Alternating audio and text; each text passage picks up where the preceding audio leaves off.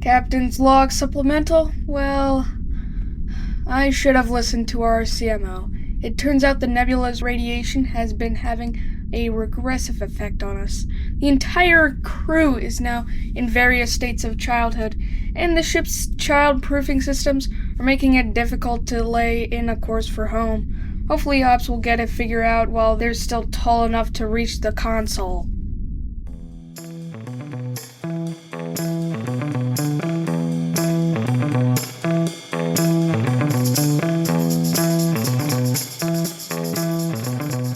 Welcome back, everybody, to Captain's Log Supplemental. We are a Star Trek rewatch podcast moving through all of Star Trek in chronological order. How's everybody doing today? Not too bad. It was abrupt. I'm Stanford. Hi. No introductions today. Fuck that shit. All right, that's fine. Fair enough. People should know who we are by now. So yeah, I guess I will head the banter off this evening by saying we got back from IKEA, so that was fun. We have an IKEA next to us, and Mariah's been fucking excited to go to IKEA all week. Is it new? Wait, we have an IKEA near here? Yeah, Rob. Sorry, in Conshohocken. The Conshohocken IKEA. It's like 20 minutes away. Well, with traffic, it's closer to 30. I know, right? Next to us compared to because that was the closest IKEA to me when I lived in my dad's house too. 2 hours away. I feel like you have a very distorted sense of travel distance. Yes. And time. Sorry, 20 minutes is not that far, but that's what happens when you live in small towns.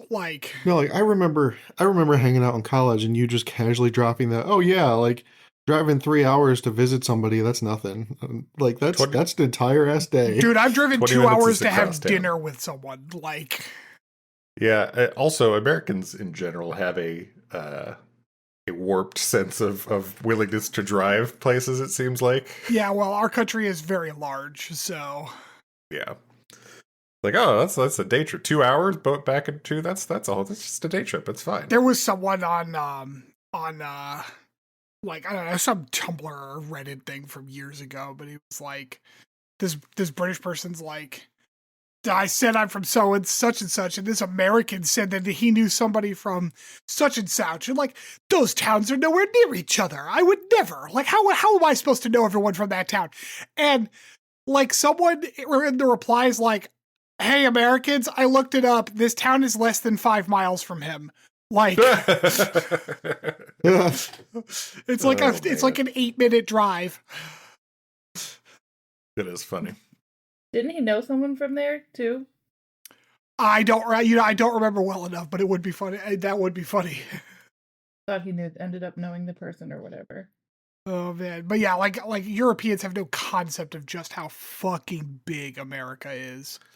Yeah, we growing up, we traveled to Ohio from the Philly area every summer to visit family, and that was the drive is mostly just driving across Pennsylvania, and into a little bit of Ohio was 8 hours every time. Right. Well, yeah, that is mostly just Pennsylvania. It's so funny. It's massive. It's so funny because it is 6 hours to Pittsburgh with such a stapled knowledge of the entire state from Philly to Pittsburgh, 6 hours. But that's not true anymore because the speed limit on the turnpike is 70 now. So it's actually closer to 4.5 to 5 hours depending on traffic.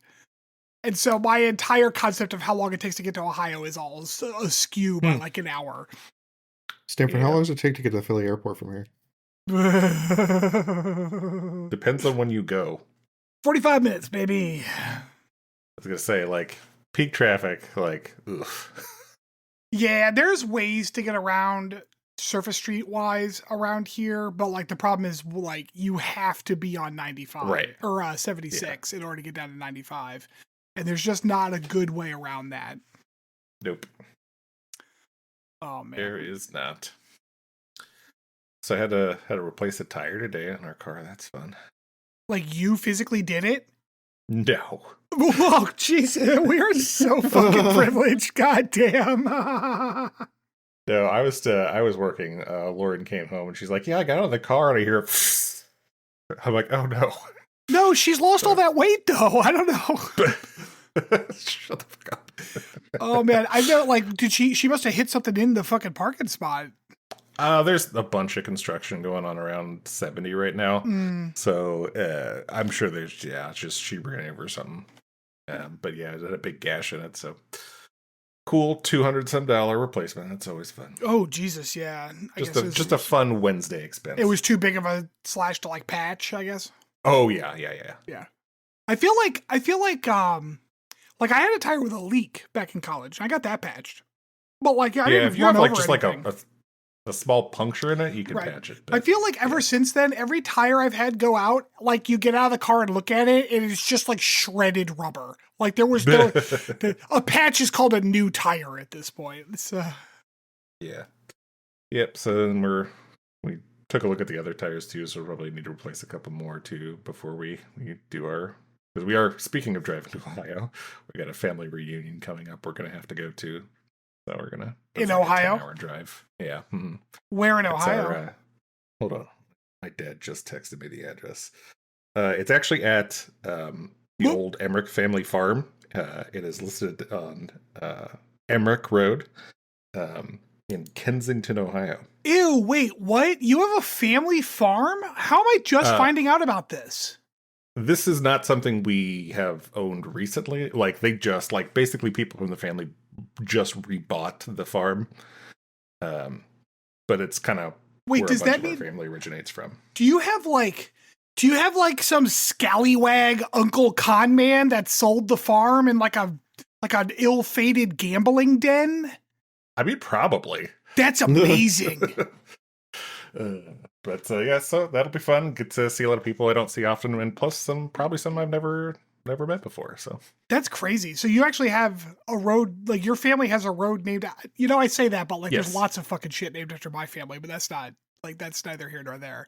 But like it's cool that like it's so specifically your family, Yeah, exactly. So yep, should be cool. That is cool. Y'all should get like is someone running the farm? Is it still like farming? I don't think so. I don't know, to be honest, but I don't think like they're like farming it, at least not at this point. Right, But, okay. Y'all should get like a big picture taken in front of like the street sign that says Emmerich Road or whatever. I mean, there's gonna be a fucking lot of us. Like Yeah, it's a farm in the middle of some tiny town in Ohio, man. You're not going to be holding anyone up. yeah, fair. But yeah, my one of my uncles even had us send in like headshots for like this like family tree thing they're making. So that should be fun. Oh my God, that crazy. sounds incredible. I hope you all had to wear like cravats and shit, like real, like some real Mark Twain-y shit. That would be fucking funny though. Yeah. Oh yeah, they should take it in like black and white and make it look like Right. it's from like the 1920s. Yeah, I'm sure there's going to be some like terrible T-shirt that is distributed amongst everybody. Get something mimeographed. I don't know what that is, but it sounds incredible. Craft. Well, I'll let you know how that goes. Is Eric going? Yeah. So yeah, my dad rented a place that's like close by, so we're both us and Eric and his wife and my parents are all staying there. Oh, y'all are not just camping out on the farm? No, yeah. I don't think it's in a state for that. Man, okay, so to give our listeners a peek under the hood, before we started, Chris is like, do you have banter? And I'm like, yeah. And he's like, oh, okay, good. And I come in with this lame-ass IKEA story because we're boring fucking assholes. And Chris is like, are you done? You good? So my family reacquired our long-lost family farm. Like, Jesus Christ, man. Fuck. Yeah, Feeling a little upstaged here. Well, I just didn't know how interested in the conversation to be. So I mean, hey, Stanford, if it makes you feel any better, my extended family owns a castle in Scotland. Yeah, pretty but awesome. like that's Scotland. Like, yeah, it's European. it's replete with castles. My family has a fucking university in California. It's whatever. But just shut the fuck up. That's Chris. I don't know if you know, Chris. That is the same family. Oh yeah. Yeah, Leland Stanford is like a long great uncle of mine. Aren't you fancy as fuck? Yeah. So fuck your little farm. God damn. Jeez. So mad now. Yeah, you know where my name is? On the golden goddamn spike. How about that? Shut the fuck up. Well, on that note, today's episode is Season 3, Episode 1, Hegemony, Part 2. We are getting right the fuck into it. Yeah, we are. Oh, yeah. Give us a rate. Give us a review. Yeah, do all those 5 fucking stars. Also, Mariah's here, and that was Rob that you heard. Look, man, I'm in it to win it today, and I'm just getting into it. Wait, so if I'm not formally introduced, I can leave and just take the night off, right? No. Yes, but then Mariah has to hand Mariah your notes before you go, and she can help. Yeah. So Hegemony Part 2. After we got past that unimportant pimping the podcast stuff, we open with a little CG pew pews. Okay, did y'all get a Men in Black opening sequence feel out of that?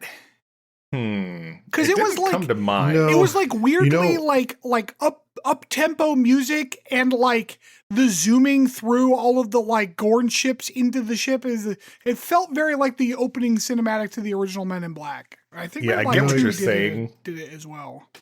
You know what it reminded me of in a bad way? Section 31. Oh no, you're not wrong.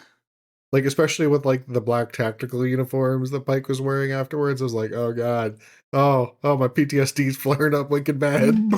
Yeah. Oh yeah, I totally forgot about that movie, so it did not enter my mind at all. It's funny because PTSD flared up wicked bad is a line I have written in my notes. Rob, out of curiosity, do you know where that expression comes from? Because it is very funny to me that you say it. It comes from you, as far as I'm aware. Yeah, it was like an actual thing someone said like around my dad that we were all like what? But yes, it is like that is. It's not like from a movie. I assumed this was like a Stanfordism, like like State Street, like State Street, from a movie. It's not from a movie. Flaring up wicked had. I've never heard it. No, it was from a woman Dad worked with in the Army Cadets, like him and Ninnis. And she was like, "Oh man, my PTSD's flared up wicked bad." I'm like, what the fuck? It's going straight back to numb. So yeah, Pike is trying to figure out what to do. So he kind of asks for suggestions from the peanut gallery, and they end up settling on Una's suggestion of jamming comms. Don't they use line of sight comms? Quote Spock. Hey, don't they use line of sight comms? Mm-hmm. See, they're also gonna fire a torpedo beacon to track the ship that has the, their crew and the colonists on it as they try to escape. They also, I guess, have to like ram the other ship to make this happen. All right, so they gotta get under the shields. I'm gonna go ahead and spoil the fact that I did not care for this episode. So, dear, you don't worry. The torpedo thing, like we can always tell. The torpedo thing bothers me, and it's the first of several times in this episode where I'm like, but y'all have done this before, because they're like, we can't. The Gorn will notice a probe, so they want to attach a probe to their ship so they can track them because they got to get away, right? And they're like, they'll notice a probe. Well, how about we fire a torpedo and it'll be a dud and it'll hit their ship, and I guess they won't notice that. But like, if a dud torpedo hits your ship and stays stuck in it, wouldn't you like want to go deal with that as quickly as possible? Hey, you know what? Isn't that exactly how Admiral Warcrimes died? Like, that happened on this show, or at least like its prequel show. No, that was Discovery. Yeah. So like at least stay consistent with your own fucking logic. How about you shut the fuck up? Yeah, I mean, we all know that the real move is to land on the back of their radar dish. But hey, that works, man. Like, for jokes on you, that shit works. Yep. And then anyway. I guess in order to get through the Gorn shields reliably with the torpedo, because as we all know, torpedoes don't go through shields unless it's convenient. The plot, yes. So they had to like shield to shield contact in order to get inside the Gorn shields, like a deep lever, and then fire the torpedo. The Gorn ship is made out of tinfoil, so it is. the Enterprise escaped unharmed, even though it like cut a chunk off. That's why the Enterprise is shaped like a pizza cutter, Chris. Like That's hey, So I mean, 100% like correct. what we find out later is that the Gorn ship is made of people, so it probably is relatively squishy. I have so many fucking problems with this goddamn episode, and that Gorn ship is like 80% of them. So anyway, they successfully penetrate, do a little ramming, and then shoot their seed into it. I mean, Yeah, they shoot they Oh my no, they God. fire a load into it, Chris. Come on, be What? an That's adult. not better. 2 loads, technically. Yeah, that was true. Yeah, although one like definitely exploded. I guess. Well, that was, yeah, like, the Enterprise a was regular definitely shooting torpedo. at least one blank. So Oh my God. So yeah, then they escape. They rendezvous with the fleet, and they have to. I guess Admiral April is on the USS. Pablo Picasso. Pablo Picasso. Yeah, which it's weird that it's Pablo Picasso, right? right. Like it's not just the Picasso.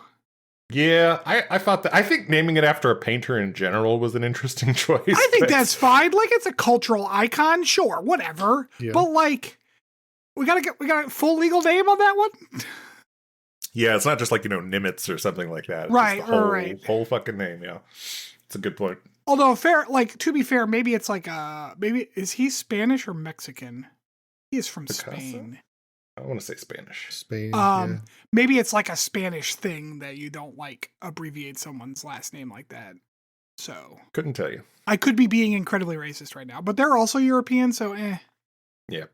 So, yeah, they run over the fleet. Meanwhile, Chapel is preparing Battelle to get frozen until they can figure out what to do with the Gorn thing. Jesus Christ. It would be so- handy to have like an infinite stasis machine somewhere on the ship that would help with Yeah, that. almost like something maybe that they've used before to, I don't know, suspend people in some type I'm of so fucking mad. digital storage device that All can maybe, they like, had to say was that didn't work for whatever fuck reason, but they never mention it. And at one point, they're like, I don't know what I can do. Mbenga's not here. I'm like, you need Mbenga to pull the fucking transporter button? Like, what the fuck? Mm-hmm. Which is funny because he it's not like she didn't see him do that in that one, like, In planet the flashback, episode, right? Yeah. But also, Una knew all about it, like his Sure. daughter, Mhm. So, like, come on. What are we doing here? So anyway, they inject her with the stuff that's apparently required for having her frozen. Yeah, But she has an the allergic cryostasis reaction to gel. it, so they can't do that. So she's still fucked, and has to deal with the Gorn thing immediately. Cryo serum is what they called it. Sure, why Cryo not? serum, that's right. I like how Spock's like, Captain, I want to help. I may not be a doctor, but I want to help. He's like, okay, then no thank you. Like, we need a doctor. I don't know what, like if my sink is I want to flooding. hit on my former girlfriend before she leaves. Can you let me do that, please? Yeah, like if my pipe bursts, it's like I want a doctor. I want to help. I may not be a plumber. It's like, okay, then go the fuck away. Like, what can you do for me? So yeah, as you said, Spock offers to help, and he goes down there and does that. Meanwhile, Pike is sad in his chair. Before we cut to him arguing with Admiral April about what to do about the Gorn. This he ends was up with kind of interesting ahead. because, like, apparently that colony was not. They're not Federation citizens. They're just right. They touched on that a little bit in the last episode, but yeah, they were I- beyond the line. I knew they were outside the jurisdiction, but I guess it's weird to me that they're not still Federation citizens. Like, who is it like are they? like Because they're just humans. It's like this group of people are like, hey, we want to do the fuck whatever we want, including making this dinky ass Midwest town looking place. So Right. But, like, we're I gonna guess do that. They had to renounce Federation citizenship to do that, which I guess so. I will be clear. We learn later in the timeline is not allowed. What with the whole who are those assholes? Like Chakotay and them. McKee. The Maquis. The Maquis, yes. Like the Maquis are clearly like the Federation doesn't allow you to rescind your citizenship. So like, what the fuck who are these people? Convenient plot devices. Anyway, Maybe they're the reason that they made the law that the Maquis could just leave. Maybe this is it. Yeah. this is the precursor. Yeah. So yeah, basically Admiral April's like, officially, you're to monitor the Gorn. unofficially punch him in the fucking face. So stupid. Actually, here I do have a trivia note here. Oh, when there's some trivia you can't miss, it's a fun fact with Chris. So, in this exchange, Captain Pike tells Admiral April that if the Federation doesn't stand up against the Gorn, they will keep expanding the borders of their territory into Federation space, which is exactly what winds up happening 7 years later. So a star chart in the briefing room shows the latest demarcation lines the Gorn have declared to define the border of the Gorn hegemony. The star chart shows that the northern boundary of the border is very close to the Cestus system. And in 2267, the Gorn attack a Federation colony on Cestus 3, killing most of the colonists, and also attack a Starfleet outpost. The Gorn then used the outpost communication system to lure the Enterprise into the Cestus system, leading a Captain James T. Kirk's famous confrontation with the captain of the Gorn ship in Arena. That was a fun fact, Chris. Thank you. Thanks. Unofficially, Pike is to punch the Gorn in the face. Cut to engineering. Scotty and Pelia are kind of arguing back and forth a bit. Pike says he needs the device working. Pelia immediately says they will get it working when he needs it. Meanwhile, Scotty's like, what the fuck? I don't know how to do this. Yeah, Scotty's basically like, yeah, this thing worked in my ship, but now it's not working, so... In my tiny shuttle. Sorry. I need to make it work for this big ship, and I don't know how to do that. Cut to the Gorn ship, where everything looks gooey. Fortunately, La'an uses her Kung Fu PTSD powers to wake up from an induced coma. Yes, La'an wakes up and bursts out of her cocoon and almost falls through the hole in the floor. Yes, she does. Which, I mean, ship designers, holes in the middle of the floor, generally not a good idea without some type of safety railing. And this is the first note I have, which uses a certain expression. And I guess the Gorn, a hyper-advanced space-faring civilization, don't monitor these prison cells? They don't give a shit? Nope. No one's ever broken out before. Okay. She starts breaking out her crewmates, starting with Mbenga. Ortega's hand is all sorts of fucked up. Yeah, she's missing two fingers and shit. Yeah, she started being dissolved, I guess. They're all generally in bad shape, but she seems to have gotten the worst of it. Except for that one dude in the pod who's almost halfway melted totally. And he comes from a line of just kind of weak genetics that are easily digested, apparently. Yeah, I kind of wonder about the timing of all that. What is it? Just can it only do one at a time? Is what's happening? Well, as we all know, the ability to be digested is directly or indirectly proportional to whether or not you're a main character. That's fair. That's fair. Yeah. So at this point, they're trying to decide whether or not to, free the colonists before they try to make their escape or what. Luckily, they pull out a very gooey phaser rifle from a pile of shit.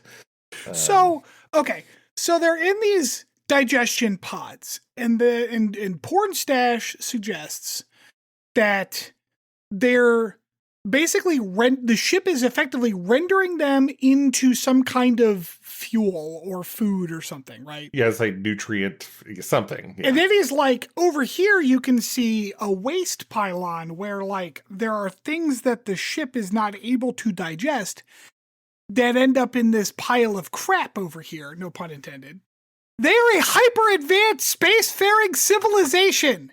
Should they be putting the waste in a tank or something? They're just leaving it on the floor? What are we doing?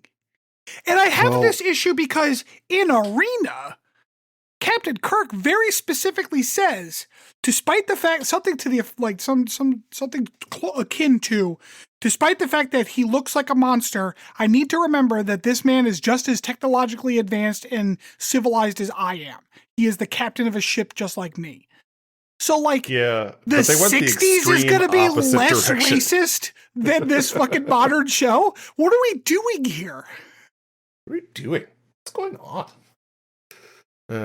So they're trying to decide whether or not to free the colonists. Ba'an basically says, we're going to save everybody. That doesn't apparently mean breaking them out of their digestion pods immediately. No, that would take up too much camera time. Don't worry, they got plenty of digits left. They'll be fine. I guess I was going to say, I guess they're just hoping everybody's fine. by the time they get him out. Look, there's a few hundred of them. If a few other people are weak enough to get digested in the time it takes them to save them, then that's their lookout. I guess. So back in engineering, Scotty is fiddling with the kind of device they're trying to set up. Pelia kind of bursts into the room, and she's kind of saying, "Oh, the Gorn are here," and Scotty magically fucking finishes the device because he's stressed out about Gorn.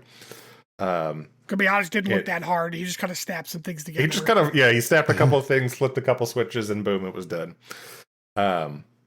He didn't appreciate that motivation that she gave him to finish. Totally which, worked, though. Fair. I mean, yeah. Have we talked about what this device is going to do? So it's like a Gorn spoofing signal, right? It's Sure. it's supposed to hide Yeah. them from the Gorn detection. And like, someone's like, what if they look out a window? Which I also had that question. But then someone else is like, well, they don't use optical data. Except for Their lights. ships fly real close to other ships. Like, don't they need to know the shape of it? And won't they be Fucking like, magic, though. it's weird that this Gorn transponder is coming from a human-shaped ship. Because again, they're a hyper-advanced spacefaring civilization.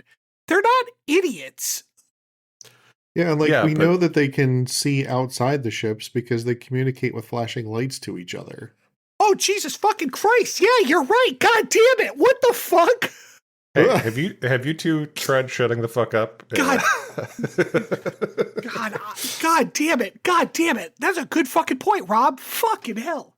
Look, we're just gonna meander on through these huge plot holes and just move on with the episode, all right? It's like they were so focused on making the Gorn these like stupid like animal people that they didn't even take a goddamn moment to consider what that would mean. Cause like none of it works. None of it works. It just doesn't work. So yeah, back there. Where's her? Oh, We're I lost in my the train of med thought bay there. where Chapel and Spock think this is a good time for a heart-to-heart. Yes. No. They've entered Gorn space. They have entered. So they entered Gorn space, and the emitters the transmitter seems to be working.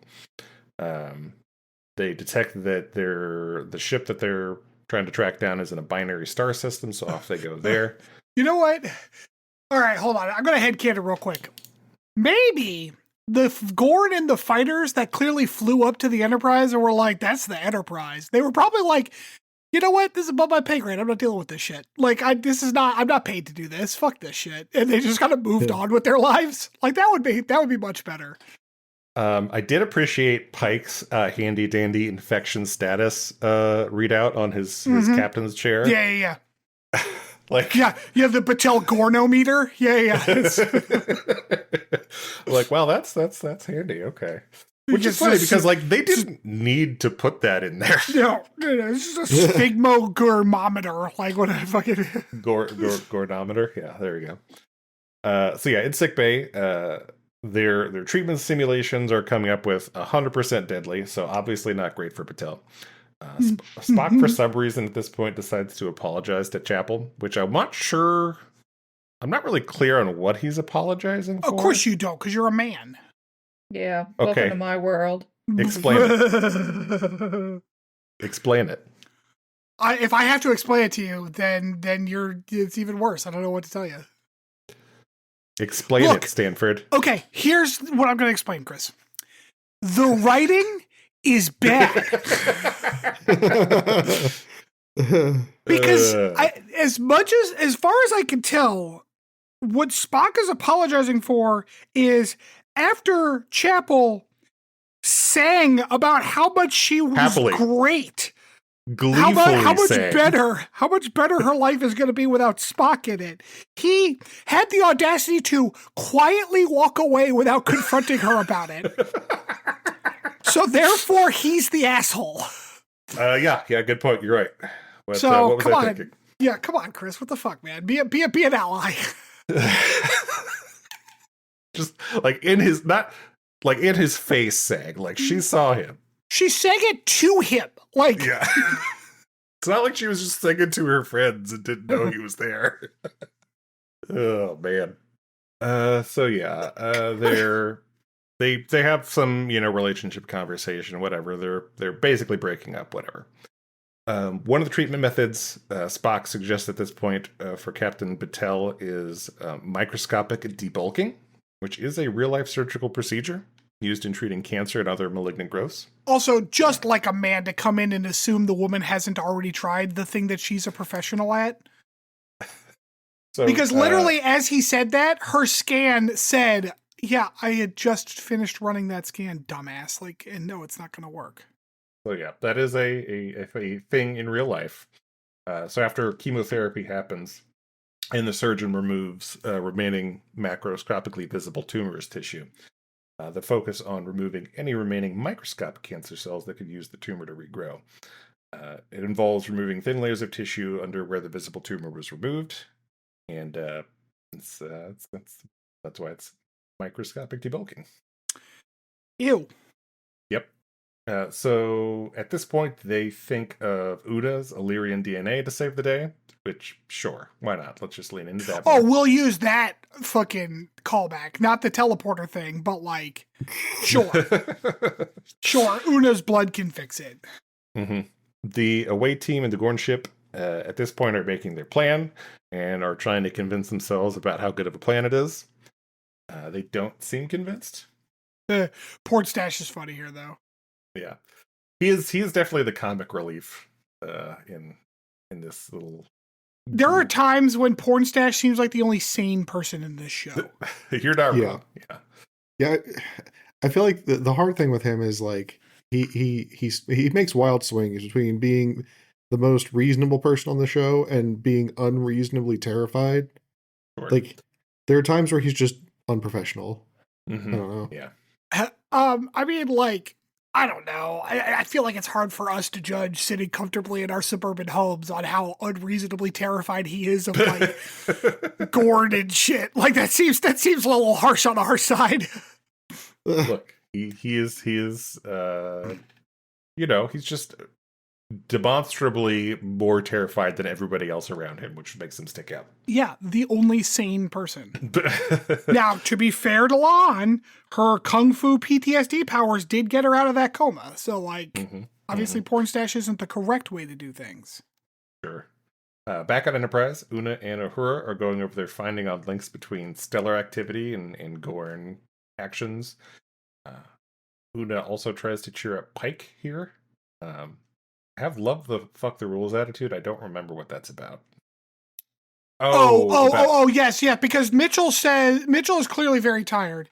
And Pike's like, go get some rest, Mitchell. And Mitchell's like, with all due respect, sir, I'm not leaving my post until they're safe. Because you know how your dedication immediately overcomes any too tired to do your jobness? Yeah. So she's it's supposed to be this heroic moment, and I find it fucking infuriating. Also, I think what my note was actually about how they're just totally cool about genetically engineering people when it suits their needs. Oh yeah, no problem. Yeah.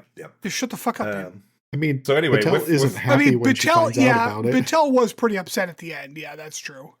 They did get it down to only 86% fatality rate with the Illyrian DNA. So woohoo! Enterprise then arrives at the binary star, where they see a Gorn ship flying in between the stars and seemingly lose power before pewing away. So that's cool. I don't know exactly how that's working, and I don't feel like they explained how that happened. Not even a little bit. They're just it lost power, and then pew. Well, they said it didn't lose power. The ship purposefully shut down and let the gravity eddies take them through. But they don't warp speed. They don't really explain how we got from we have no power and we're drifting between these stars to we're warp speeded away a la Chewbacca's bolt caster. Sure. At this point, there's a coronal mass ejection that triggers Battelle to start thrashing about in sickbay. And they decide that 14% chance of survival is better than certain death, so they prep for surgery.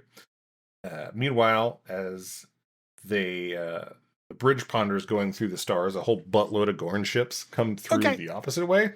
I have a question, and maybe I'm not an astrophysicist. not a doctor. But like, can't they just go around the stars? No. I Moving don't on. understand. No, they had to go between the stars to follow the Gorn. Right, but like, Why? why? Because that's You know what? The opening of Serenity is a good thing of this, because I think it's the Serenity movie, yeah, where like Wash is running from, I guess it was the Reavers, yeah, and like they're in the ship and they're flying, and Wash is like, I'll lose them in the canyons, and he's like losing them in the canyons. They're doing all these fucking fancy footwork and shit, and then they're like, they're not behind us, and then they look up, and the Reaver ship is just flying above the canyons because like that's how ships work. Why don't we just fly around the stars? Because it's not even just like to follow the ship. They're acting like they have no way to know what's on the other side of the stars. Because they're like, what if it's the Gorn home planet? What's over there? We don't know what's back there. Could there be more shit? Go around. That's like saying I don't know what's on the other side of a tree. Go around the fucking tree. No. So anyway, but Okay. It's a really big tree, though. the Gorn ships are on a trajectory straight for Starfleet, and the Enterprise decides they need to warn Starfleet to, of the incoming invasion. So they have to drop a signal buoy and try to, escape the star's gravity so they can warp out or whatever. Right. In sickbay, Spock and Oh. Chapel are beginning to That- work on Battelle, and oh my god, that's disgusting. Yeah, her back knee Yeah. flared up real bad. Oh, it's all pulsing and stuff. That was the part that was most disturbing. Yeah, it was gross. So, meanwhile, Pike tries to figure out what to do since they can't go very fast to warn Starfleet. By the time they get out of there, the Gorn fleet will basically, be coming up on the fleet that Admiral has. Meanwhile, Pike comes up with an idea to turn the ship into an artificial star to get the Gorn to go back to sleep. Una's like, what are you up to? And Pike's like, just kind of a bit of a war crime. So I think Just we're going to do that. Doing a cheeky little... Just doing a little bit of a war crime. It's fine. Explain. Do you all know that weather manipulation is specifically banned in the Geneva Convention? I did not know that. Fun fact. Hey, you know what doesn't exist since World War III? The Geneva Convention. Which is funny because they've definitely quoted it in Star Trek a lot. That is true, yeah. Especially in TOS. But like, even ignoring the weather manipulation aspect of it, they're talking about psychologically manipulating an entire civilization. Like if we had a ray gun that could flash a bunch of lights at Russia and make them docile, that's a war crime. Like you're not allowed to do that. Is it better than killing them? Maybe we should talk to them. Or maybe Well, that's clearly not worked. Oh, right, yeah, clearly. Or maybe, like, I don't know, maybe it shouldn't work anyways because it's a hyper-advanced spacefaring civilization. They're not going to be switched off by a solar flare. That's fucking stupid. Hey, shut up. That's the plot. All We're right. moving on. So anyway, Pike's like, I got this crazy idea. And Scotty's like, well, it's like a 0.1% chance that it'll go right. And Pike's like, I like them odds. Just turn it off before we blow up and we'll be fine. Great plan, Pike. Terrible. Like, I know they're trying to do a little bit of Pike, like, comedic timing. It was flat. It did not land, even for me. So, like, it was a dumb line. So, yep.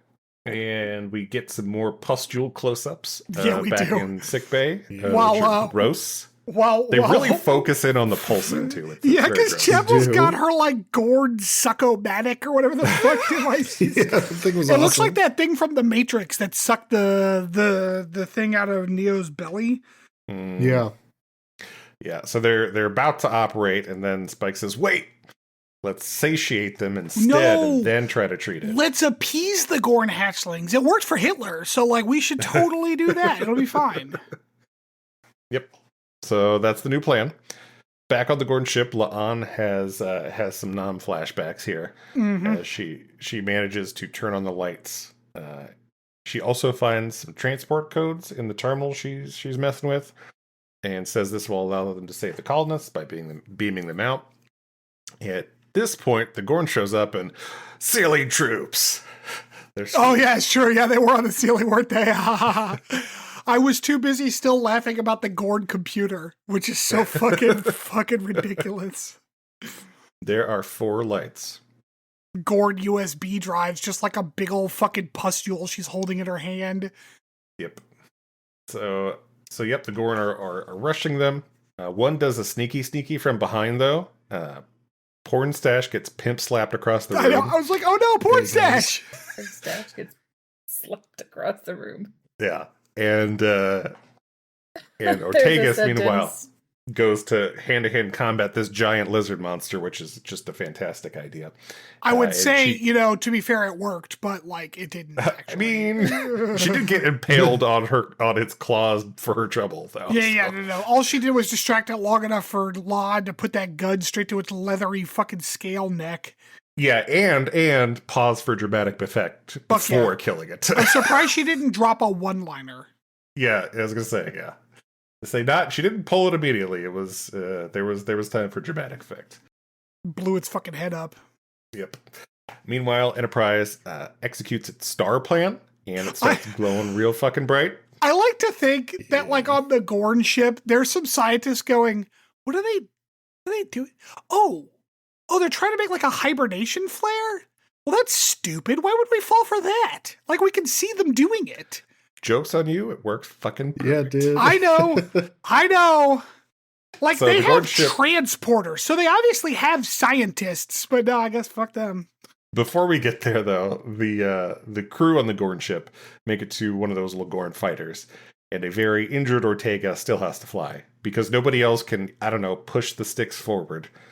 Hey, man, She she makes it said work, she though. could do it, and God fucking damn it, she could. She's Ortegas, and she flies the ship. Even though she my does note fly is the there's ship. no fucking way she could fly that thing.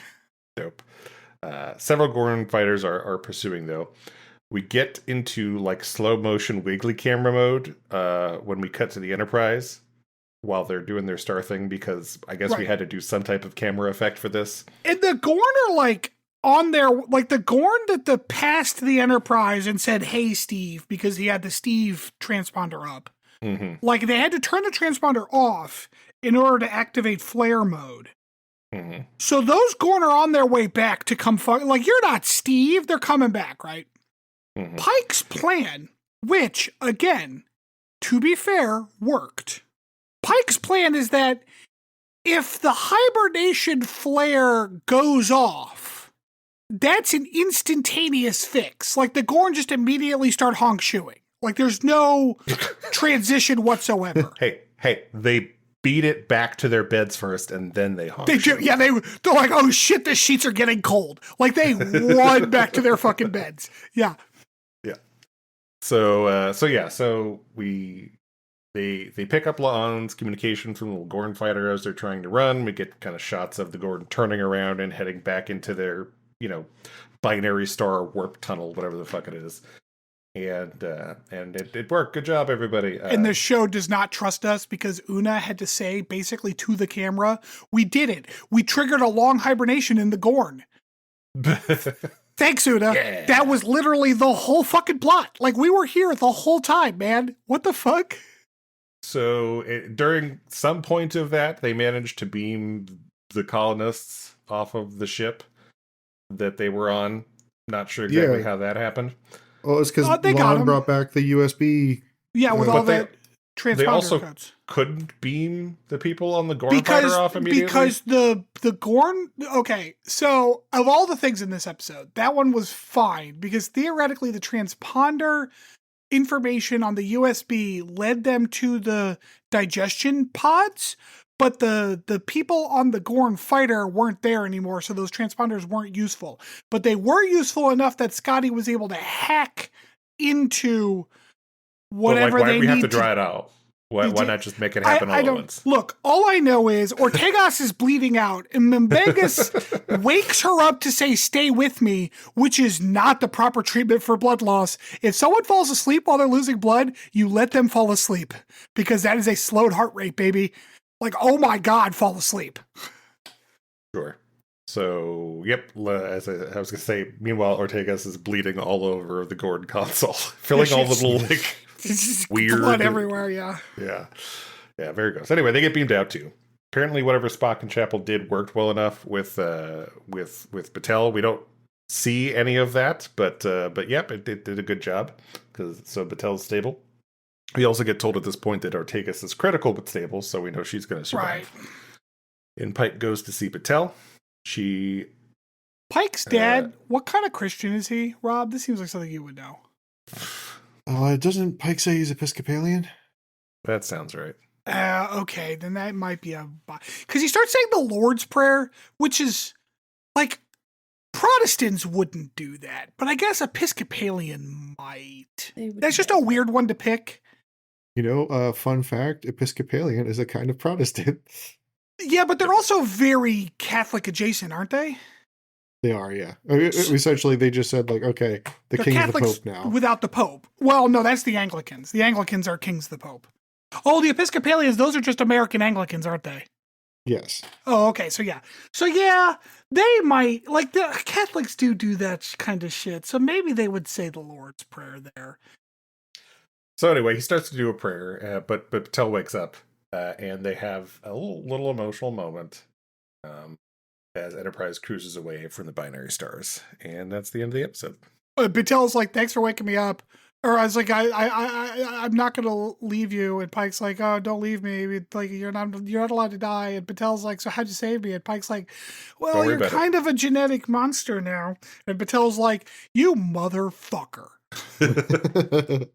End of episode. All right. So on a scale of 1 to 5, where 0 is threshold, where are we at?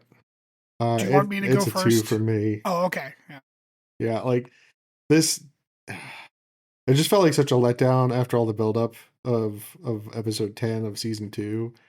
And like there's just too much hand waving. There's way too much hand waving nonsense. And like I'm prepared for a certain level of just technobabble hand waving nonsense because it's Star Trek. But like this felt very half baked as a resolution to this whole crisis. And like I get like Pike said the cute little like, oh, I feel like we're just kicking this can down the road and someone else is going to have to deal with this in the future. Wink at the camera. Like in about 7 years. Yeah. Wink, wink. There's like a whole, like, I touched on like the connection to the arena later on, but there's like also like stuff that nods to that in DS9. There's like a Pike City on Cestus 3 that got like named after him. Why would there be a Pike City? I don't know. Because he saved them. But he delayed their misery, I guess. But he didn't. Yeah. Like, DS9 didn't know about that. This is all brand... Like, DS9 was already fucking in the can before this shit got written. Shut up. Do y'all forget how time worked? What the fuck? Like, what? No. I feel like I'm taking crazy pills. Is it my turn? Do I go? Yes. I originally wrote down a 2. I'm dropping it to a 1, especially because Rob gave it a 2. Like, I'm sorry, this is crap. And like, Rob raises an interesting point about like, I can forgive a little bit of techno-babbly nonsense. Like the fact that there's just an off switch is stupid and like unnecessary. They could have come back with some interesting information and still had the same general plot. Why do we have to do this weird, like, well, and I know the reason. The reason is they don't want to have the Gorn show up anymore for this season. Like, they're done with the Gorn for this season, so they need to just off-switch it and call it a day. I guess, yeah, for the series. They're done. And, like, good, because the Gorn in this show are fucking stupid. But, so, like, what do we... Yeah, like, I get it. Like, I get what you're saying. Like, it's not all... You mentioned, Rob, that there was a lot of build-up in the last episode. It's not just the last episode, though, with the Gorn. Right. Like, they spent multiple episodes in the previous 2 10-episode seasons. Yeah. I mean, they've making the Gorn the big baddie. And just they're the bogeyman of Strange New Worlds, for sure. And then to wrap up that storyline here is in this way is disappointing. I also gave it a 2. There was enough cool CG in it to keep it from 1 for me, but the storyline was garbage. It's just, oh my God. And I genuinely, and I hate it in other ways too, Like the Klingons, I criticize the Klingon societies for a lot of this shit too, but like the way that they've constructed the Gorn to be functional idiots, even though they are just as technologically advanced as the Federation, is nonsensical. Like they're talking about like, oh, the Gorn don't use like optical sensors and we've got this transponder. The Gorn are going to notice that one of their ships came from the other side of the demarcation line. And we already know the Gorn are ready to blow their own ships up at a moment's fucking notice. So like, why would they trust them? Why would they trust that transponder?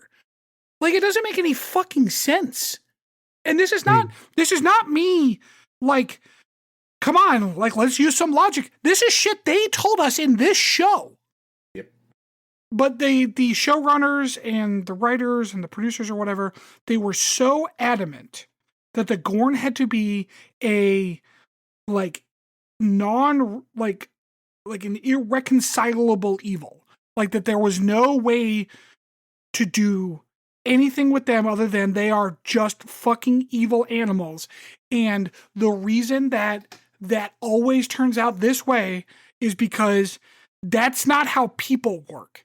And even if they are weird lizard things, they're still fucking people. And like, no one's so comically evil that they are stupid, because then they wouldn't have spaceships. They would still be on fucking Gorn Prime or whatever, eating each other. Like, it doesn't work. And it's kind of annoyingly racist.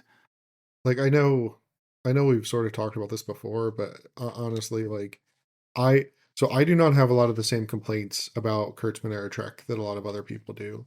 My problem with Kurtzman era Trek is leaning into the, like, quote unquote darker elements of Star Trek and trying to be as edgy as possible, and right, loving the mirror universe and loving Section 31.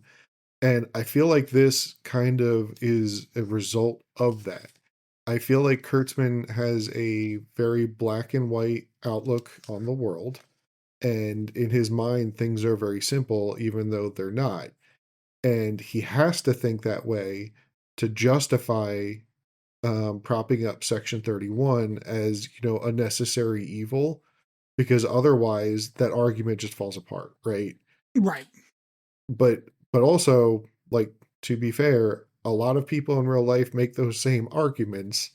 And like, honestly, dude, I think that, like, I know you're saying that they have to be like comically stupid. I feel like there are people that exist that really think that way. And no. But like, you're conflating two different things here. I'm not saying that like Kurtzman's Section 31 circle jerking is comically evil. It is, but that's not what I'm saying. What I'm saying is that like that kind of aggrandizing of this like pseudo military, but like also like CIA, people got to make the tough decisions bullshit, only works when there are entire forces of evil that cannot be dealt with in any other way. And there is absolutely no time in history when that has ever been true. Like, there are always other ways to deal with problems. And like, yeah, like, I don't know if you're going to go there, but like, yeah, the Holocaust sucked. But the problem with the Holocaust was not just Hitler. It was all the shit around him that we were fucking doing. And we, being the British and the French and all these other fucking assholes. Like, there were lots of decisions made by lots of people that led to that shit. Okay? So was Hitler comically evil? Sure. Absolutely. But he's not a whole civilization. And he didn't make it to space. Like, that's my point, is that civilizations that are that supposedly evil don't work together long enough to, like, make it past useful technologies. Sure. Yeah, I mean, that's a lot of people's argument against Dark Forest theory, is that, like, if any, civilization makes it to space, they theoretically have at least survived long enough not to annihilate themselves by, like, petty interpersonal disputes. But, like... And I'm not saying the Gorn can't be generally xenophobic or whatever. And I'm not saying the Gorn can't generally be militaristic. Like, that's fine. But the idea that there's some animalistic, like, stupid entity when they're clearly like a technologically advanced civilization is laughable. It's just fucking laughable. Oh man, I can't wait until we get to the TNG episode with whatchamacallits. The Pac-Led, you mean Pac-Led, yeah. So weirdly, like at least they give the Pac-Led like an excuse, which is that they were given their technology. They did not develop it. Although, Right. there's a lot of like really bad representation of like mental handicap in that episode, which like, God fucking, what are we doing here? But also B, just because they don't know how to make a warp engine doesn't mean they don't know how to talk. What the fuck? That doesn't make any goddamn sense.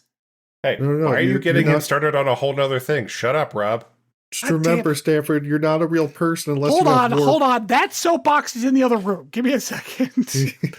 Where was IMDb on this? I'm gonna guess. Hold on. I want to guess. I want to start guessing what IMDb is gonna So, do you want their rating of the first part of this? Would that be a guide?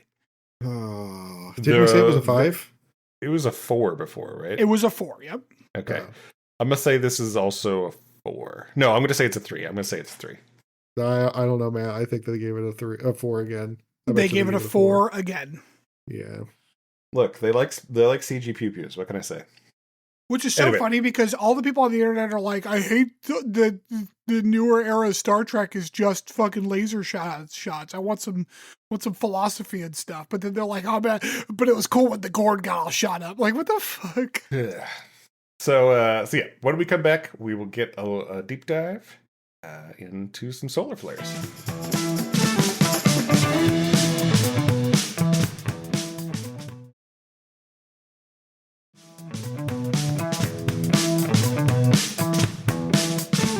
Welcome back, everybody.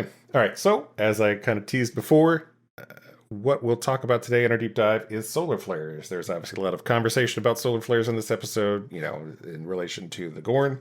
And they specifically mention X-class solar flares as well. But I want to do a little bit of overview for solar flares. So what causes solar flares? Solar flares occur when accelerated charged particles, mainly electrons, interact with the plasma medium present in stars.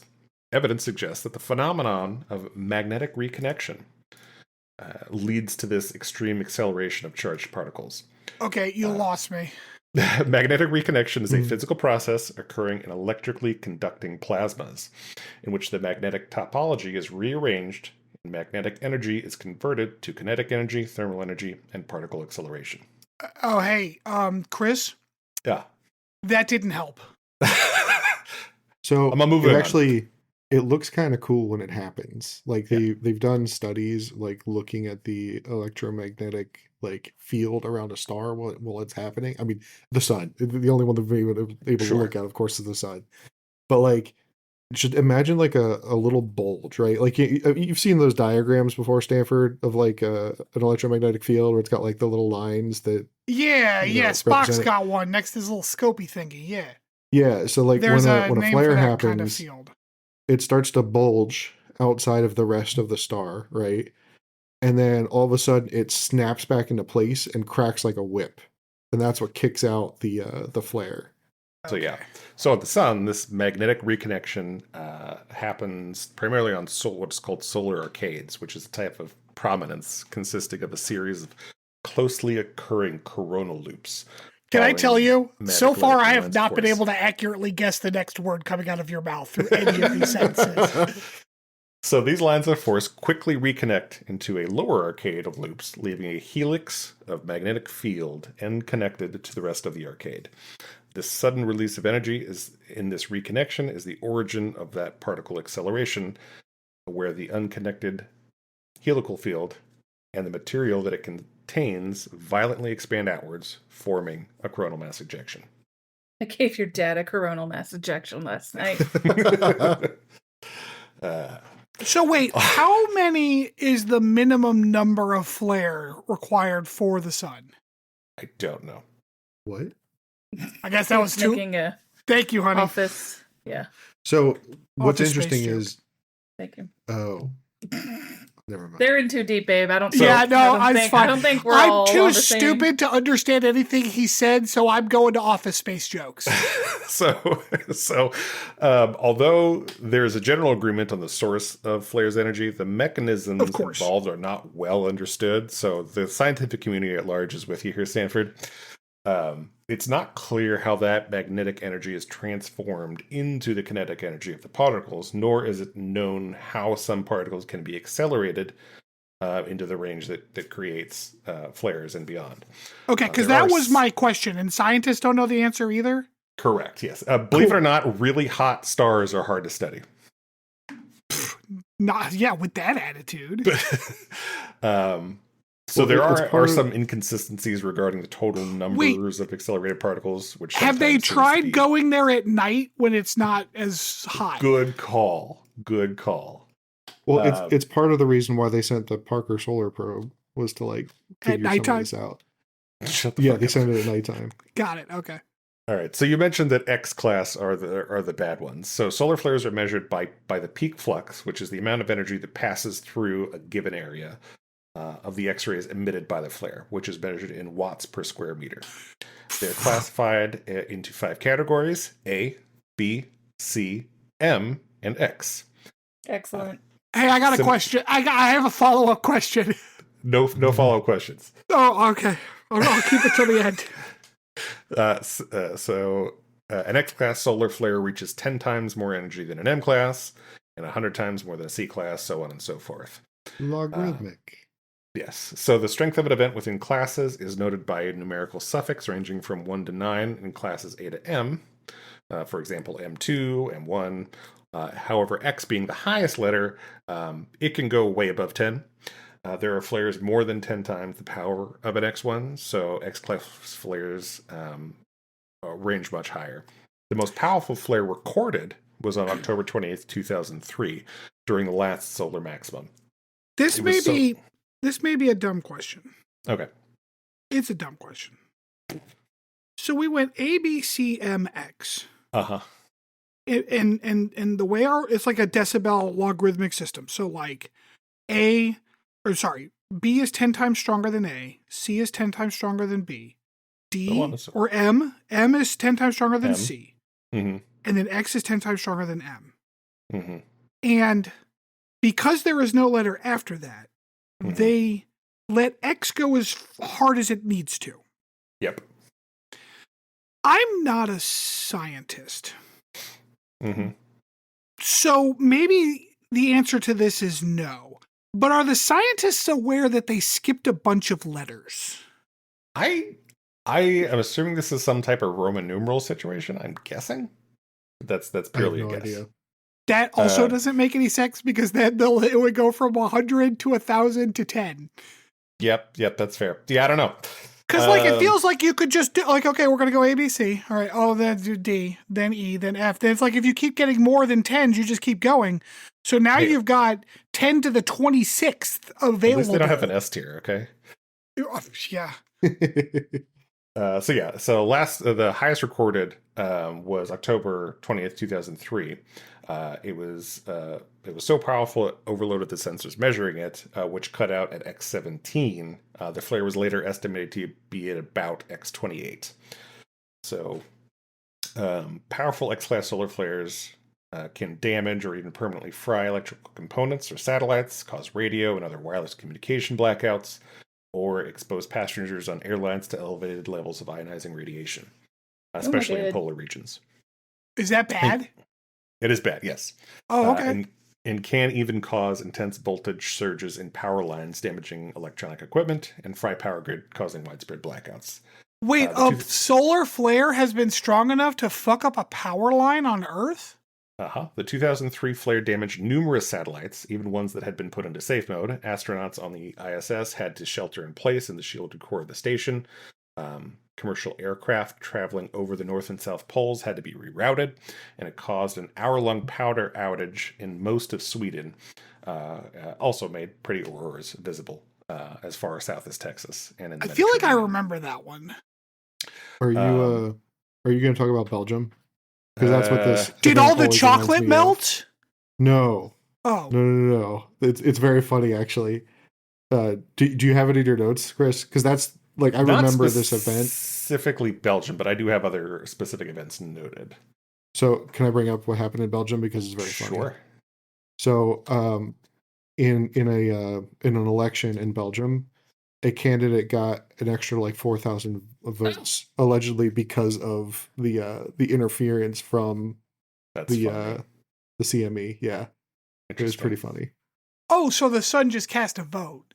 Yeah. Well, So- it cast several thousand votes. Well, I mean, it's proportional, you know. So yeah, there's some other kind of prominent ones. An X-15 class flare in 1989 caused a power surge that knocked out Quebec's main hydroelectric power plant at the time, causing a 9-hour blackout along the eastern seaboard of Canada. Oh, that's what caused that? I didn't know that. Canadian Yes. Bacon, like, mocked that. That's funny.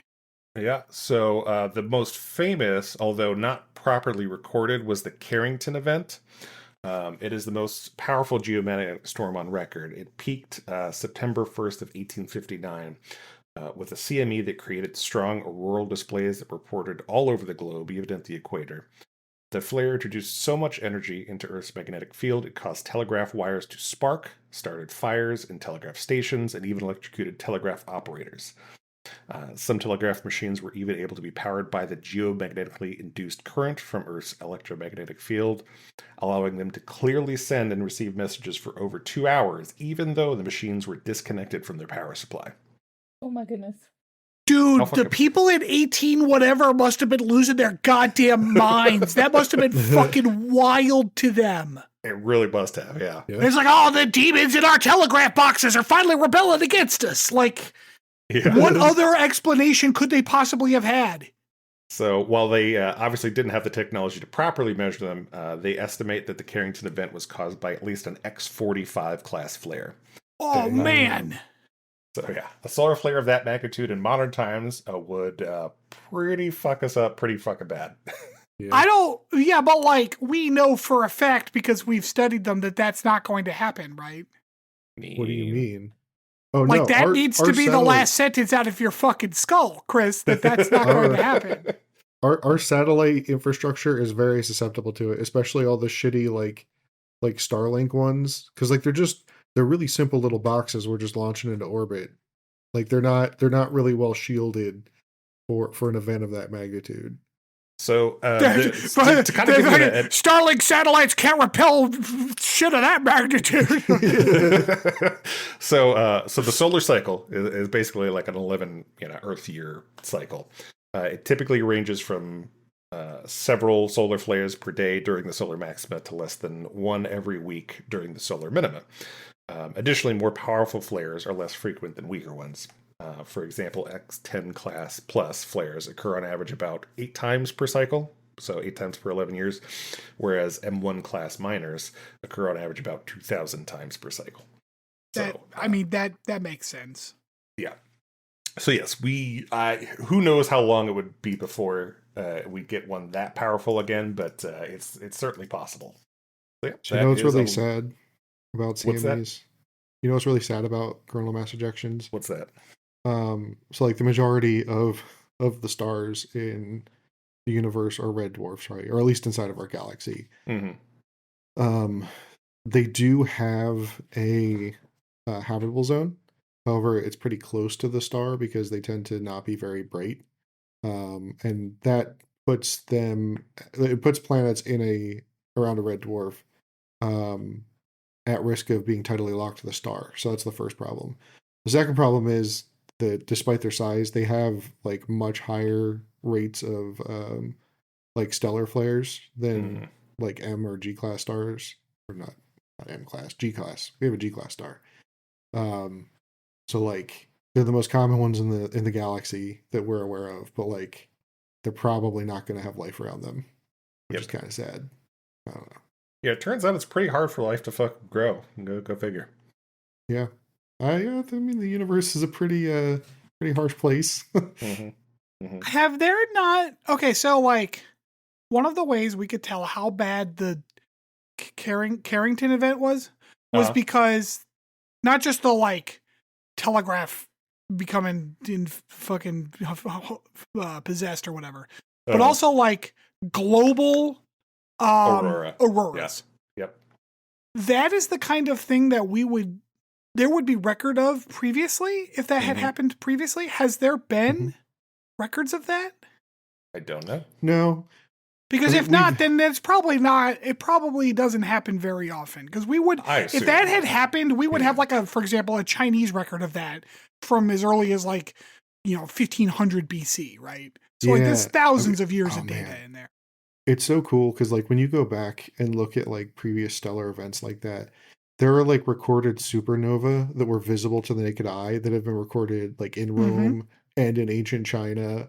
And that's how in parts of Africa, it's so cool. There's a couple different phenomena in the sky that help our anthropologists and archaeologists date more precisely civilizations that we knew were probably around the same time, but they were hundreds of years apart. It's no. Steve and Joe both talked about this stellar event that only lasted they do it with comets a lot. It's this comet was around for a year and comes every 120 years. So it's a nice benchmark for when things are taking place. Yeah. And with stuff I guess the other comforting thought here is that coronal mass ejections have a vector to them, right? So in order for us to get hit by them, they've got to be aimed at us. Right. So even though the sun might be putting out more of these than we see here on Earth, we're only going to get hit, 12% of the time or whatever, depending on if the angle's right. Interesting. Science. Yeah. So, yep. I learned a lot looking into this, and it was pretty cool. So glad I could share it with you all. I still don't understand a goddamn thing you said. I do, but I've taken classes on astronomy before. Sure. Yep. Well, when we come back, we will have a little potpourri from Rob.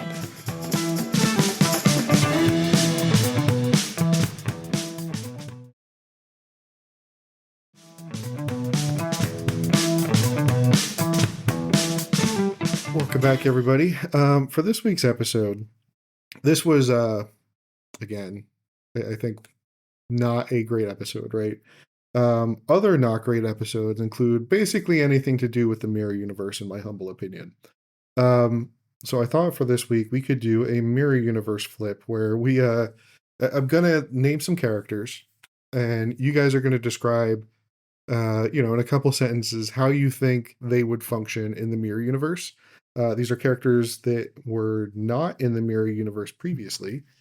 To be specific, you mean how their mirror universe counterpart would act and what they've done? Yes, okay. Exactly. Each of you will get a shot with each character, and I'm going to vote on which one I thought was the best. Cool. All right. Cool, because I definitely needed to have myself compared to somebody. Yeah. All right. So first up, Chris, you're going to go first because you are first alphabetically. Okay. Deanna Troi. Oh, man. Well, she clearly would use her telepathic powers to have a dude harem who just bends to her every whim. All right. Stanford. Okay, we already did dude harem. I think in the mirror universe, they don't have counselors, they have interrogators. So instead of going around to the crew to make sure everyone's handling things mentally well, they're actually going around and making sure everyone's still loyal to the emperor and stuff. So she would have that kind of thing going on. And I think a la World War II, it would be her same comfy couch cabin, but everything's coated in plastic so that she can gas whoever's in there. Oh, Oh my god. Dark. And then a dude harem. So as much as I love the dude harem, I feel like Stanford, yours is the more plausible situation here. Have you seen the DS9 counterparts for I surely have. Oh man, somebody's got a dude hair, man. Come on. Yeah. But no, Right, yeah, next his is up. much more well thought out. But I went more silly. Next up, Data. Stanford, your Do question. I go Stanford? first? Okay, so Yep. so Data's got a dude harem, right? Okay, Data. Let's see. I think Data would be in a lab being ripped apart and studied. I don't think the Terran Empire would ever allow him to exist because Interesting. their xenophobia is too strong to allow an artificial life form. Okay, it's a Christopher? solid point, but also. Oh, sorry. Also dude harem. Sorry. Also dude harem. Shit. So I think we'd have a little like Data lore swap where like Data is the evil one and Lore is like the good one. But because it is the mirror universe, Lore immediately gets destroyed because he's too nice. And Data runs off and forms his own android army. Oh shit. Well, I like him. I'm gonna give this one to Chris because I like the lore reference. I like the lore. The lore. You know what? I will say, Chris. I'm gonna yes and you there. I wonder if like Data's not evil, but he's also not good inside the regular universe. He's just kind of neutral. So maybe his droid army is actually just fighting against the Terrans, right? Exactly. Yeah. Yeah. All right. Hmm. And then he can make like a whole android dude harem. Oh shit. Jesus Christ. At some point, that joke will be old, but we haven't got there yet. All right, next up, Captain Janeway. Am I starting this one? Chris. Yeah, you go Voyager first. remains untainted by the mirror universe. It sure does. All right, so But first although, off, actually- she likes tea. That's the number one difference is that she likes tea. Ooh, I like not that. coffee. I thought you were saying she's a he. I was like, No. okay. Nope, she likes tea. Just black tea, that's it. Or actually, no, not black tea. That's too close to coffee. Some type of herbal, like orangey tea. Sleepy time tea. Exactly. Yeah, sleepy time tea, but like not made by the cult. I probably had more, but now I'm too focused on tea. So yeah, we'll stick with the tea thing. All right, Stanford. Hold on 1 second. Why do I feel like we're about to be visually aided? Okay. I thought so. So there actually is a mirror universe Janeway.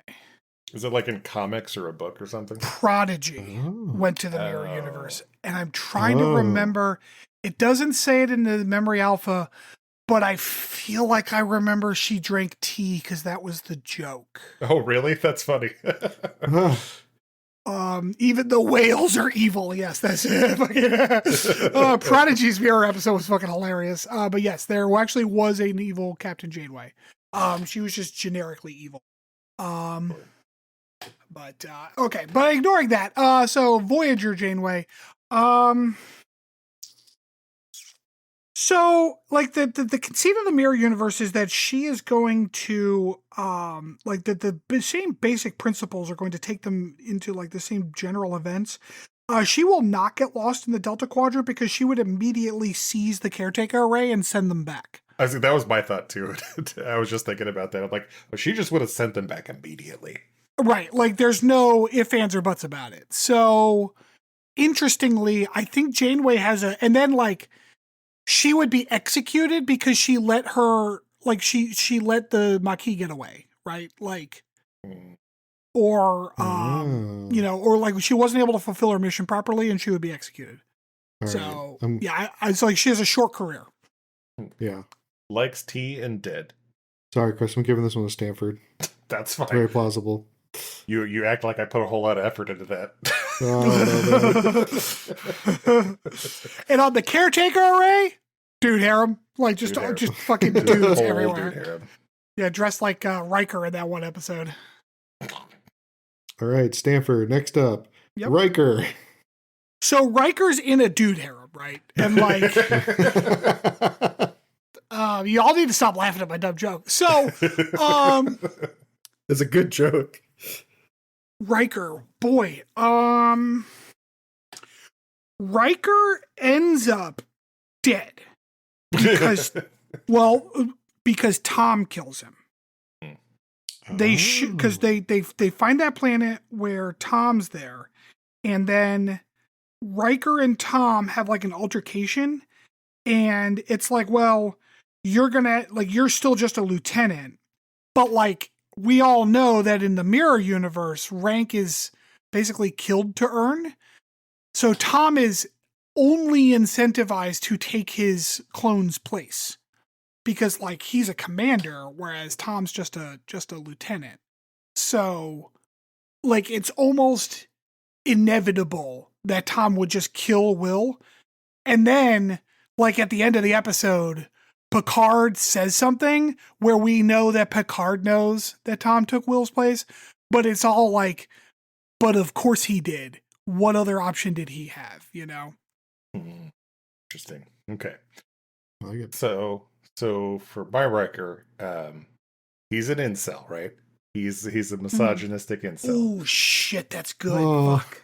However, he is serving on the same crew as Deanna Troi, and so he ends up getting folded into the dude harem. So I mean, he ends up. He says princess a lot. Like he's got a fedora on. He's got a fedora. Oh my god! In like tiny shorts. He's fucking miladying everybody in the fucking dish. Oh, so he turns into Reed. Okay, got it. Yeah, exactly. You got it. Yeah. Okay, got it. Fucking Reed, man. God, I forgot how much I hated that character.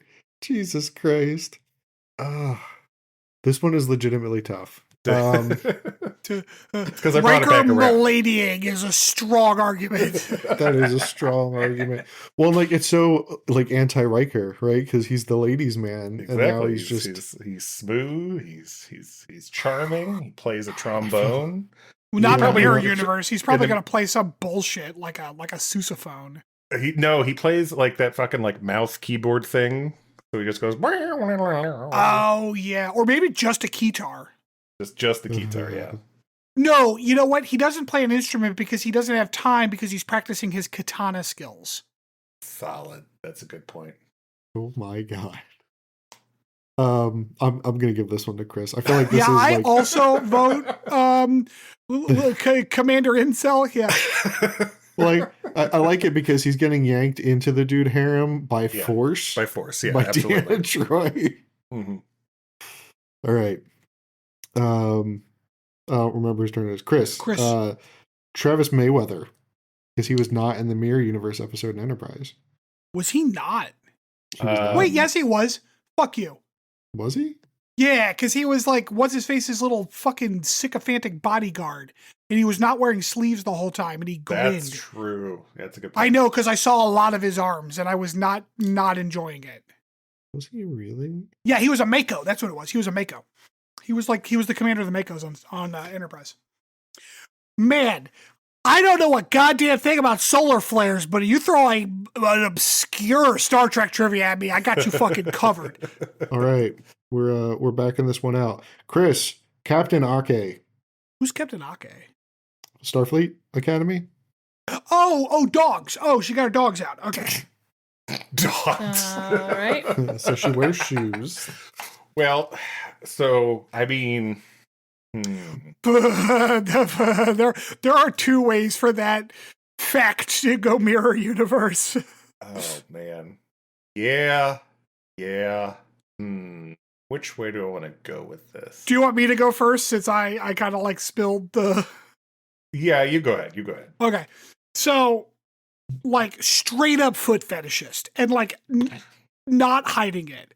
And if you like refuse to massage her feet, she fucking kills you. And like her she ready strangles room, you with her toes. Her ready room has like preserved feet from like people in history because she's a can she be Lanthanite, like? right? Can she be like really dexterous with her toes, like she does everything with them? Like Yes. writing and feeding herself. Yeah, but just- like yeah. She's got toe daggers that she like whips out and kills people with. I was gonna go with since she is an alien, her feet would be mounted on somebody's wall. Because, oh shit, the Lanthanites were killed. Right, yeah, because obviously they killed them. So. Oh yeah, why didn't they kill the Betazoids then? I guess Deanna Troy got a bye because she's only half Betazoid. She's half, so you know. And they are useful. Mm-hmm. Lanthanites are just people that live a long time. That's not useful. That's a security risk. There you go. Like, they're not particularly strong. They don't seem to have, I mean, assumably they've got pretty good immune systems, but that's about it. Mm-hmm. Like, otherwise they're just people. So yeah, kill them. Yeah. Fuck them. And like, I mean, you don't want an emperor that lives for 5,000 years. That's just not fair. Here's the thing. Yeah, exactly. None of the emperors who don't live for 5,000 years want that for sure. Yeah. I like how both of our options are feet based. Yeah, Chris or Rob's like, oh, I don't know what to pick. It's just upsetting. They're both upsetting. I think Chris is more plausible that Lanthanites are not going to make it. I would agree. Yeah, we're gonna give this one to Chris. All right. One more. What do I have in the pipe still? 7 of 9. Let's do 7 of 9. Stanford, you go first. That's interesting. I never really talked about the Borg. Yeah, that's why I added her on here. So, per my earlier statement, 7 of 9 never gets rescued by Voyager. But, like, let's say someone else does, right? But does she get taken in the first place, though? Yeah, is she still on the Raven? Interesting. Okay. All right, got it. So, 7 of 9, her parents are killed on the Raven, but she gets away. Like, she's not taken by the Borg. She manages, even as like an 8-year-old or a 9-year-old or however old she is when that happens. She gets away because, like, and for the same reason her parents were out there studying the Borg. She gets away and comes back to the Alpha Quadrant and tries to warn everyone because the Borg are like actually a threat to the Terran Empire, and like she's oft ridiculed and like considered kind of crazy, but because she happens to be like a distant relative of like a noble family, she's not just executed, so she's like allowed to be a kook. So she is effectively on this like spunky plucky mission to get like so she ends up gathering a crew and heading back. She's on the Maquis ship because she knows that the caretakers are going to get her back to the Delta Quadrant. So when Voyager bugs the fuck out, her and Chakotay and Tuvok, no, they kill Tuvok because he's a traitor, and B'Elanna, they all are on the Maquis ship, and they go to try to stop the Borg. So that's the Mirror Universe Star Trek Voyager show. Okay. Wild. Okay. Yeah, fuck you, Chris. Deal with that. Oh shit. Dude harem. There's a dude harem. So she's now the Borg queen, which means... Ah, damn it. Borg dude harem. So many tools and toys. God damn it. I got there too late. Yep. So Borg dude harem. That's where we're at. It's like weird that only male drones are allowed near the queen. It's crazy. Oh shit! This is like a queen bee situation. Exactly. Like the one. Yeah. 100%. The entire Borg cube. So she only assimilates men, is what you're saying. Exactly. And they have to be hot. Yes. Well, like a Thanos situation. Like we strip a planet of half its population. It's just the men. It's just the men. Yeah. And like all the new Borg suits are like no sleeves, and they keep their biceps and shit. Yeah. Just like they have like the black like mankini. That's it. No, like we gotta do female gaze. You need good arms, and like when they're in their like charging creches, they like lean against the doorpost. Oh. With their arms crossed, yeah. Oh god. I'm gonna have to, despite the hilarity of the situation, I'm gonna have to give this one to Stanford. I feel like it's more possible here. Yeah, that's the right choice. Which leaves you both tied. So congratulations, you're both winners this week. I like to think it's a collaborative effort. It was. It was. There really was some good joint storytelling there. A lot of good yes ands. Yeah. All right. Well, thank you all for joining us for another week of Captain's Log Supplemental. As Stanford interjected in the first half of the podcast, please remember to like, subscribe, share us with your friends and family. That was me doing a all that totally lovely social media intro. stuff. It was fine. It was so abrupt. So yeah, please help us spread the word. Help share the podcast with any Star Trek nerds in your life that you want to share the experience with. People who are into dude harems. Just throwing that out there. Yeah. I mean, that's got to be a large population. You know what's funny is like at any point, I don't know when exactly it's going to come out, but at any point, my co-hosted episode of It's Probably Not Aliens is going to come out, and we're going to get a bunch of new listeners for that episode.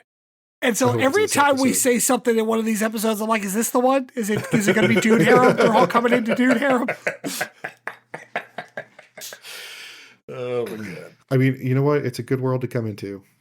Mm-hmm. You know, there's just no sleeves allowed. Yeah, a lot of shirtless Captain Archer, just chest hair, exuding manliness. All right, well, Rob ruined Dude Harem somehow. And on that note, thanks again, everybody. We will catch you next week. Bye-bye.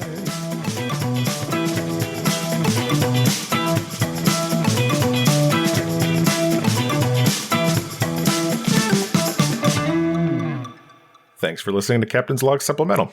You can follow us on Twitter at PodCLS or send us hate mail at podcls3@gmail.com.